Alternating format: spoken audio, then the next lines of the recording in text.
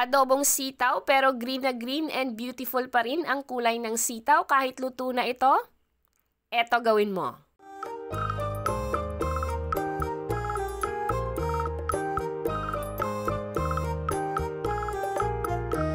At syempre, maglalagay tayo ng konting taba ng baboy para mas malasa.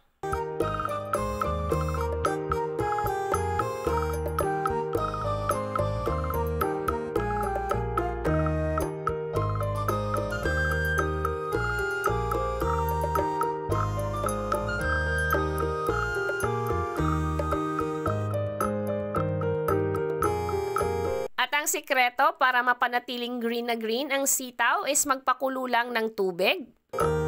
Ilagay ang sitaw at pakuluan ng mga 7 minutes.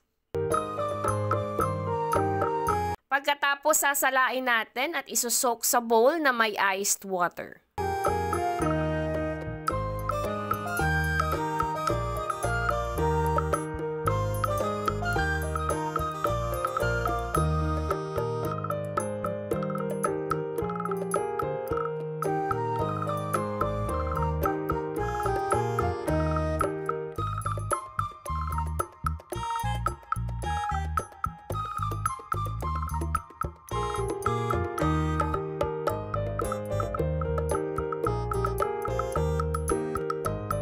Maglalagay din tayo nitong ating chili oil plus bagoong para mas lalong sumarap ang adobong sitaw natin.